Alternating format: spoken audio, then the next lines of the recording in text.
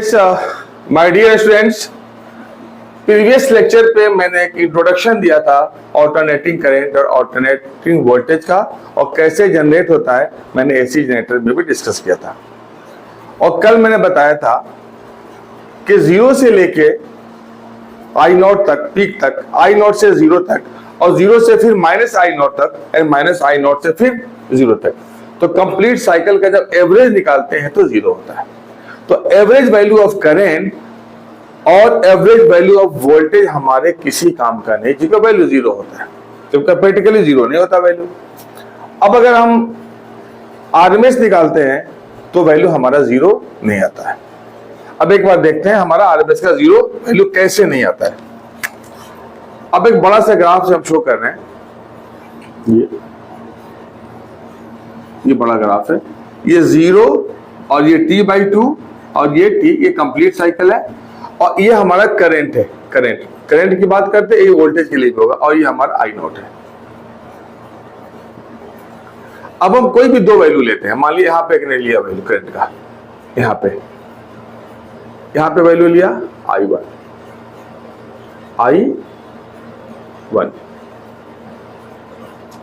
यहां पे वैल्यू लिया I2, ठीक है। अब यहां भी ले लिया, यहां पे वैल्यू लिया हमने ऐसे जोड़ के I3 और यहां पे वैल्यू ले लिया एक I4। वैसे n वैल्यूज होंगे लेकिन करंट के हम 4 वैल्यू लिए। उसी तरह यहां से हमने लिया, इस पे लिया हमने, तो दिस इज I1, यहां से कोई वैल्यू लिया I2 लेकिन निगेटिव साइन के साथ, चूंकि निगेटिव पीक है। यहां पे वैल्यू लिया हमने हमारा माइनस I3 और यहां से लिया माइनस I4। अब इन वैल्यूज का जब हम आरएमएस लेंगे तो 4 ऊपर है, 4 नीचे, मैंने 8 वैल्यूज लिया, तो इसके वैल्यूज लेंगे आरएमएस। तो आरएमएस का मतलब होता है कि I1 square plus I2 square plus I3 square और plus I4 square and plus minus I1 square minus I1 square plus minus I2 square plus minus I3 square और plus minus I4 square upon 8 values है और सबका हमने लिया root. तो ये हमारा IRMS आ गया, IRMS ऑफ करंट। अब यहाँ पे चीज हमें अच्छी तरह समझना है कि ये वैल्यू तो पॉजिटिव है ही और निगेटिव का इवन स्क्वायर भी पॉजिटिव होता है, तो 2 इवन स्क्वायर है, तो वैल्यू हमारा पॉजिटिव आएगा। लेकिन प्रैक्टिकली ये पॉसिबल नहीं है कि पता नहीं हजारों वैल्यूज होंगे इस छोटे से ग्राफ में, हर माइक्रो सेकंड पे, पिको सेकंड पे, तो प्रैक्टिकली पॉसिबल नहीं है। तो इसके प्रैक्टिकली हम अदर मेथड अडॉप्ट करते हैं आरएमएस वैल्यू निकालने के लिए, और यही आरएमएस वैल्यू हमारे घर में जो वोल्टेज होता है 220 वोल्ट और 110 वोल्ट वोल्टेज या डिफरेंट वैल्यू जब करंट होते हैं वो सब हमारे आरएमएस वैल्यू होते हैं। तो घर में बोलते हैं कि 110 वोल्टेज है, 90 वोल्ट है, इसका मतलब यह है कि सिंपली इसका मतलब यह कि ये आरएमएस वैल्यू है। ओके, अब आरएमएस वैल्यू को हम कैसे प्रैक्टिकली एक्सपेरिमेंटली हम निकालते हैं उसे देखेंगे। इसको आरएमएस करंट करते हैं और आरएमएस करंट करने के बाद सिंपली उसी मेथड से आरएमएस वोल्टेज भी हम निकाल लेंगे।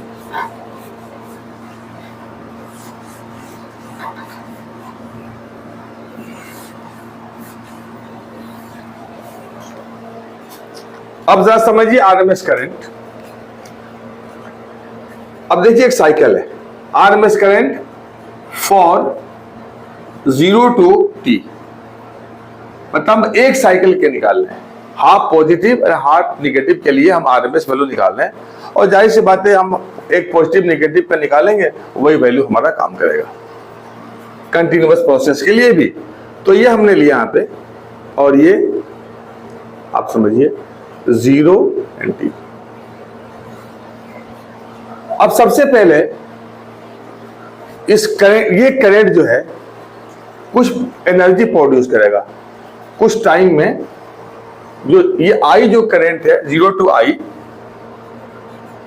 आई, जो करंट है ये करंट कुछ हीट प्रोड्यूस करेंगे। अब जरा समझिए, अगर करंट 0 पर है तो उस वक्त हीट कितना होगा, 0 होगा, क्लियर। और जैसे जैसे करंट बढ़ेगा तो प्रोडक्शन ऑफ हीट बढ़ता जाएगा। और जब ये ग्राफ आई नोट पे पहुंचेगा, यहाँ पर आई नोट पे करंट जब मैक्सिमम पीक पे पहुंचेगा आई नोट पे, तो हीट सबसे ज्यादा प्रोड्यूस होगा। तो जस्ट 0 पर हीट प्रोड्यूस नहीं है, लेकिन 0 से जैसे ही करंट आई नोट की तरफ बढ़ेगा हीट बढ़ता जाएगा, फ्लक्चुएट करेगा लेकिन हीट इंक्रीज करेगा। आई नोट से जब फिर इस ग्राफ पे आएगा T/2 पर, जो हाफ यहाँ पे T/2 पे T/2, तो यहाँ T/2 पर फिर हीट हमारा 0 हो जाएगा, इसलिए कि करंट 0 हो जाएगा। फिर नीचे की तरफ जाएंगे तो करंट हमारा बढ़ेगा, निगेटिव पीक है लेकिन करंट हमारा, करंट का मैग्नीट्यूड लगातार बढ़ रहा है। और फिर यहाँ पे आने के बाद, फिर हमारा यहाँ पे आने के बाद इस पॉइंट पे -I0, माइनस साइन का मतलब ये है कि हम निगेटिव पीक दिखा रहे हैं, करंट तो प्रोड्यूस हो ही रहा है। और फिर इससे वापस जब T पे जाएगा तो फिर करंट 0। अब करना हमें क्या है कि पूरे कंप्लीट साइकिल में जो हीट प्रोड्यूस हुआ, पूरे कंप्लीट साइकिल में जो अमाउंट ऑफ हीट प्रोड्यूस हुआ 0 से लेके T तक, कम ज्यादा सब मिलाकर, उस हीट को प्रोड्यूस करने के लिए हमें कितना डीसी करंट की जरूरत पड़ेगी। तो जिस डीसी करंट की जो जरूरत पड़ेगी उस डीसी करंट को हम बोलते हैं आरएमएस वैल्यू ऑफ करंट। ठीक है ना, मतलब साफ है कि 0 से लेके T तक जो टाइम है, कंप्लीट एक साइकिल में जो अमाउंट ऑफ हीट प्रोड्यूस हुआ, कुछ तो हुआ हीट प्रोड्यूस, उस हीट को प्रोड्यूस करने के लिए हम कितना डीसी करंट या स्टडी करंट इस्तेमाल करेंगे, यूज करेंगे, उस डीसी करंट या स्टडी करंट को, इस करंट का हम आरएमएस वैल्यू कहेंगे। तो होप ये समझ गए होंगे। तो सबसे पहले हम बात करते हैं, अगर हम ले, अगर डीएच अमाउंट ऑफ हीट ले, डीएच मतलब ये, तो क्या होगा, I² R और dt। क्योंकि H का फॉर्मूला क्या होता है ऐसे देखा जाए तो I² रेजिस्टेंस एंड टाइम। लेकिन अगर थोड़ा सा टाइम लिया हमने, पूरे ग्राफ पर 0 से लेकर T तक थोड़ा सा हमने करंट लिया, थोड़ा सा, तो हमारा हीट भी, तो अगर थोड़ा सा हीट लिया तो वो कम टाइम में होगा। कम टाइम में जो हीट प्रोड्यूस हुआ और हमने डीएच लिया। अब डीएच, और हमें मालूम है ऑल्टरनेटिंग करंट के लिए आई को लिखते हैं I0 sin ω/t, कर दिया हमने स्क्वायर यहाँ पे, एंड R dt कर दिया पे, ठीक है आसान। अब डीएच I0² पीक वैल्यू है, पीक करंट है, तो डेफिनेटली जो पीक करंट है वो क्या होगा, कांस्टेंट होगा। और ये हमारा क्या है, R, ये भी कांस्टेंट है। और हमने क्या किया यहाँ पे, साइन स्क्वायर ω/t और dt। अब हमें टोटल हीट चाहिए, कंप्लीट हीट। कंप्लीट हीट किसके लिए, 0 से लेकर T तक। तो क्या करेंगे, इंटीग्रेशन। अब होप आपको इंटीग्रेशन आता होगा, अगर कहीं भूल रहे हो तो एक बार इंटीग्रेशन फ्रेशअप कर लीजिएगा, वरना फिर मुश्किल हो जाएगा आपको। तो अब यहां पे हमने I0² R को बाहर निकाला और sin² ω/t को sin² ω/t dt वो इंटीग्रेट किया, और ये डेफिनिट इंटीग्रेशन होगा, डेफिनिट, क्योंकि लिमिट 0 है और मैक्सिमम लिमिट T है, कैपिटल T, और लोअर लिमिट 0 है, तो हमने यहां 0 से लेके हमने T कर दिया। अब इंटीग्रेशन का अपना एक तरीका है, स्टाइल है, कि हम इंटीग्रेट करने के लिए हमें कुछ मैथमेटिकल रूल्स को फॉलो करना पड़ता है इजी को करने के लिए। तो जो sin² ω/t है, इस फॉर्मूला को याद रखिएगा, sin² ω/t इक्वल होता है 1 - cos 2 ω/t/2। ये फॉर्मूला याद रखिएगा, sin² ω/t equal to 1 - cos 2 ω/t/2। तो हमने इसे कन्वर्ट कर दिया 1 - cos 2 ω/t एंड dt, क्या तो रह गई upon 2। Now h equal to, एक एक स्टेप देखिए, I naught square R, two constant है और एडिशन में भी नहीं है, डिवीजन में है। अगर डिवीजन और मल्टीप्लिकेशन में कोई भी कांस्टेंट होता है तो उसे हम बाहर ले सकते हैं, तो हम इसे बाहर ले लिया। अब क्या बचा हमारे पास, 1 minus cos 2 omega T and D T and 0 to T, h equal to I naught square R by 2। अब हमने क्या किया, यहाँ पे एक हमने ब्रैकेट डाला है, मिडिल ब्रैकेट, कर्ली ब्रैकेट, और dt को मल्टीप्लाई कर दिया, तो 1 ये क्या हो गया dt, 1 से dt को मल्टीप्लाई किया, dt and 0 to t and minus cos 2 omega t and dt, और ये हो गया 0 टू t। हमने एक 1 को dt से मल्टीप्लाई किया और cos 2 ओमेगा t को dt से मल्टीप्लाई करके हमने एक सेपरेट कर दिया इसको। अब देखिए h equal to I naught square R by 2, अगर इसको इंटीग्रेट करेंगे हम तो ये हमारा हो जाएगा 0 टू t, dt का इंटीग्रेशन t होता है 0 टू t। मतलब याद रखना है कि सिर्फ अगर dt है तो इसका इंटीग्रेशन t होगा। कैसे होगा, अब मैं इंटीग्रेशन तो बस सिखा नहीं रहा हूं, अगर कभी रिक्वायर हो तो आप कमेंट बॉक्स में लिखिएगा, मैं सिखा दूंगा। इतना याद रखिएगा, अगर सिर्फ dt अकेला है, उसके साथ कोई भी नंबर नहीं, सिर्फ dt है, तो dt इंटीग्रेशन t, dl का l, dp का p, dm का m, dk का k, बस याद रखिए कितना। लेकिन यहां पर जो है, यहां पे cos 2 ओमेगा t, dt अकेला नहीं है, इसके साथ एक फंक्शन है cos 2 ओमेगा t, और cos 2 ओमेगा टी का जो डिफरेंशिएशन होता है minus sine 2 omega T, minus sine 2 omega T, और ये जो कांस्टेंट ओमेगा 2 ओमेगा है ये नीचे आ जाएगा, याद रखिएगा, एंड लिमिट 0 टू टी। तो cos 2 ओमेगा टी का इंटीग्रेशन होता है माइनस 2 साइन ओमेगा टी, लेकिन यहाँ पे ऑलरेडी एक हमारा यहाँ पर 2 ओमेगा कांस्टेंट मौजूद है, तो 2 ओमेगा से हम डिवाइड कर देते हैं। यहां तक आपके समझ में आ गया होगा।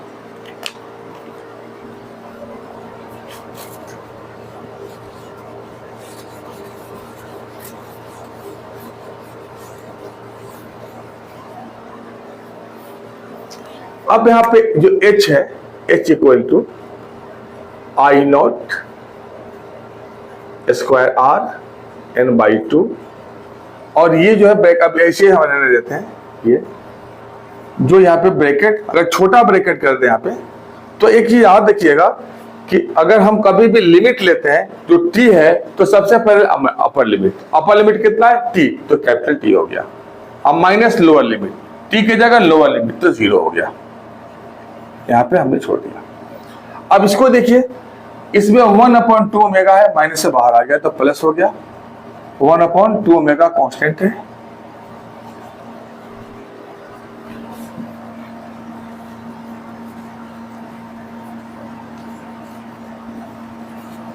इस कांस्टेंट को हमने बाहर कर लिया, और फिर हमने इस पे अभी बड़ा ब्रैकेट ही रख रहे हैं, साइन 2 ओमेगा टी, अभी बड़ा ब्रैकेट रख रहे हैं, sine 2 omega T and 0 to T.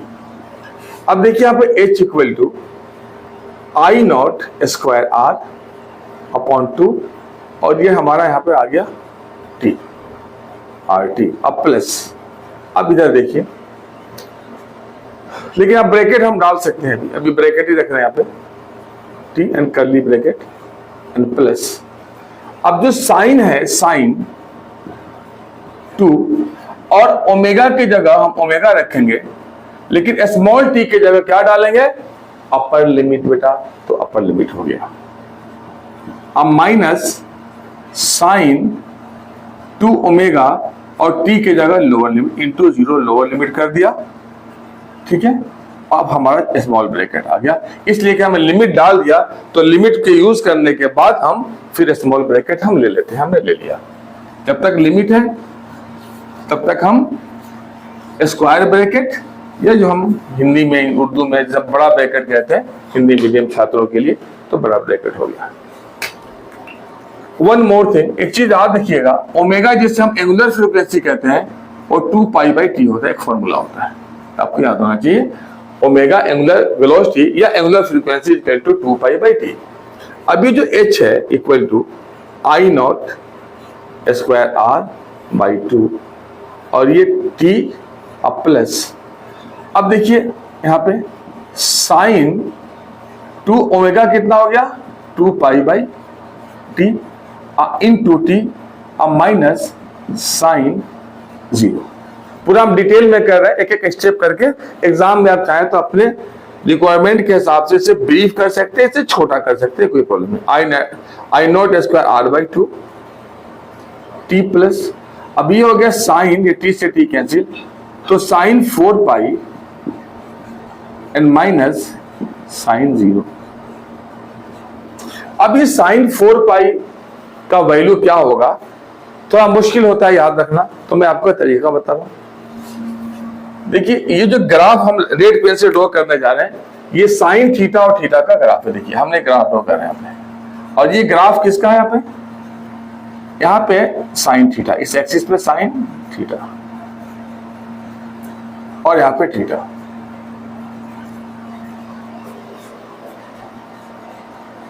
Graph जो है ये हम ग्राफ ले रहे हैं यहाँ पे, एक मिनट,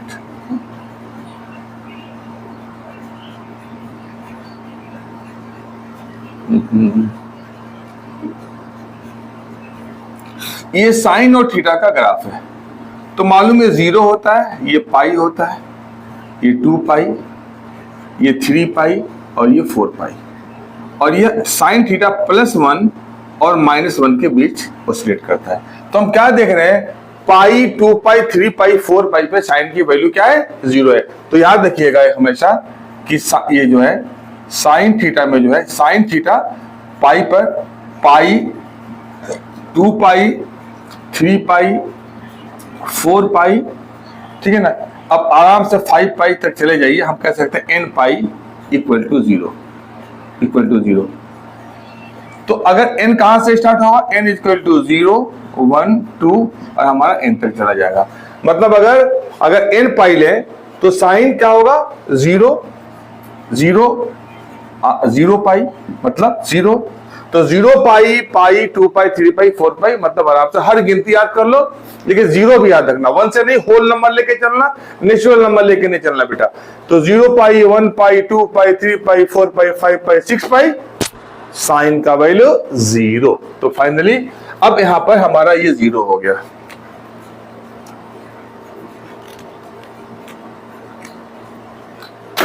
दिस वैल्यू बिकम 0, तो h कितना हो गया हमारा I0² r/2 और ये हो गया t और ये हमारा हो गया 0 हो गया, खत्म, 0 - 0 फिनिश। अब फाइनली हमारा h कितना आया, इसको ऐसे लिख दो 0 - 0 और अच्छे समझ में आ जाएगा। तो फाइनली I0² r/t/2। अब एक चीज क्लियर हो गया कि ये जो वैल्यू हमने निकाला है, ये जो वैल्यू है h = I0² r/t/2, एक कंप्लीट साइकिल t टाइम में जो हीट प्रोड्यूस हुआ वो इतना हुआ। मतलब I0² पीक वैल्यू का square, resistance of the circuit, complete time t जितना भी लग जाए और ये डिवाइडेड बाय 2, ये हमारा हीट प्रोड्यूस होगा। अब मैंने आपको बताया था अगर इसी हीट से अगर हम स्टेडी करंट बनाएं, कौन सा करंट बनाएं, स्टेडी करंट, या उसे हम कहते हैं डीसी करंट, तो वो वैल्यू हमारा आरएमएस होगा। तो अगर हम आरएमएस वैल्यू की बात करें, आई आरएमएस, जो हमारा आईडीसी डायरेक्ट करंट किसके बराबर है, आई आरएमएस के बराबर है। ठीक है, तो कितना हो जाएगा ये, तो अब इसके लिए जो हीट प्रोड्यूस होगा वो कितना होगा, H = IDC लिखता हूं, IDC, लेकिन इस एग्जाम में लिखने की जरूरत नहीं है, क्यों कंफ्यूज कीजिएगा एग्जामिनर को, क्योंकि इसकी जो डीसी प्रोड्यूस होता है वही हमारा आरएमएस है। ठीक है, क्लियर। तो डायरेक्टली हम लिख देंगे कि I RMS स्क्वायर रेजिस्टेंस और टाइम t, इक्वेशन 2 इक्वेशन 1। तो क्लियर है कि ये H और ये H बराबर होगा, क्योंकि इतने ही हीट इतने RMS वैल्यू और DC के बराबर है। तो दोनों को कंपेयर कर दीजिए, कंपेयरिंग 1 and 2, 1 and 2, तो कितना हो जाएगा I RMS square R T equal to I naught square R T by 2। तो ये दो फैक्टर जो हमारे तो कैंसिल हो जाएंगे, एक ये हमारा R T और यहाँ पे R T कैंसिल हो गया। फाइनली क्या मिला हमको, I RMS equal to I naught upon √2, ये हमें रिलेशन मिला। अब इस रिलेशन को जरा देखिए, I RMS I नॉट अगर नीचे ऊपर √2 अपॉन √2 से मल्टीप्लाई कर दें तो क्या होगा, √2 इंटू √2, हमने ऊपर नीचे मल्टीप्लाई कर दिया।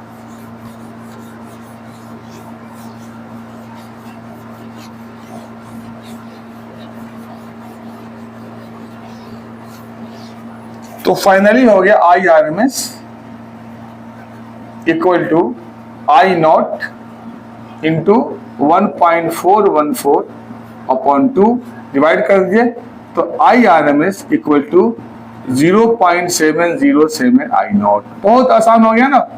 अगर RMS निकालना है तो अगर आपको पीक वैल्यू मालूम है, पीक वैल्यू मालूम है तो 0.707 से मल्टीप्लाई कर दीजिए, आपका I RMS निकल जाएगा। You can find out RMS। अब दूसरा अगर परसेंटेज बता, परसेंटेज I RMS कितना होगा, तो 70.7% ऑफ I नोट। जो हमारा I नोट है उसके 70.7% क्या होता है हमारा I RMS। तो होप ये चीजें आपको अच्छी तरह समझ में आ गई होंगी कि हम I RMS कैसे निकालते हैं। अब एक और याद रखिएगा, I RMS के और भी नाम है, इसको हम बोलते हैं virtual value, virtual current, virtual current. तीसरा नाम इफेक्टिव करंट।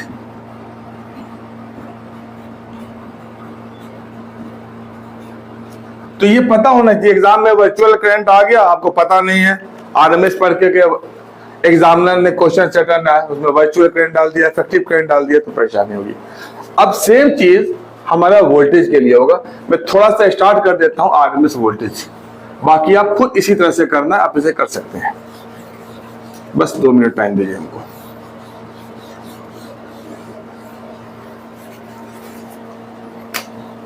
ठीक है ना, वी आरएमएस समझिएगा, वी आरएमएस, आरएमएस वोल्टेज समझिए इसको।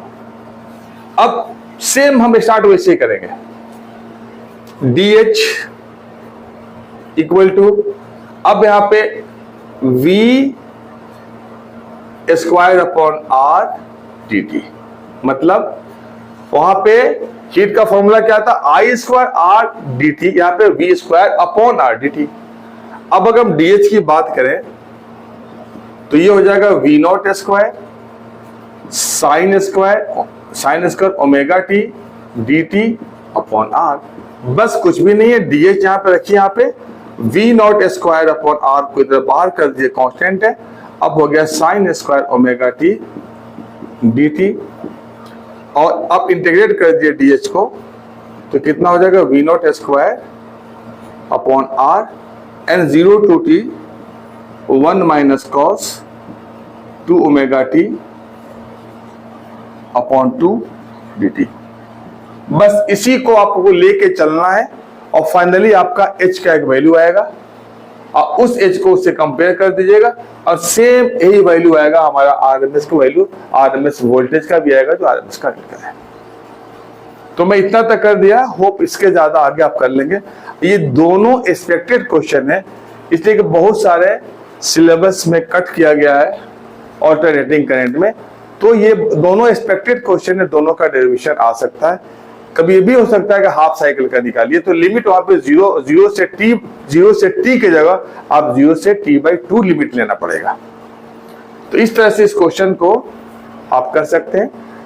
नेक्स्ट वीडियो में मिलते हैं नेक्स्ट टॉपिक के साथ। उसमें भी एसी का जो दूसरा टॉपिक होगा उस टॉपिक के साथ आपको हम मिलेंगे। और सब्सक्राइब कर लीजिए, शेयर कर लीजिए, लाइक कर लीजिए, ठीक है। Okay, have a good time.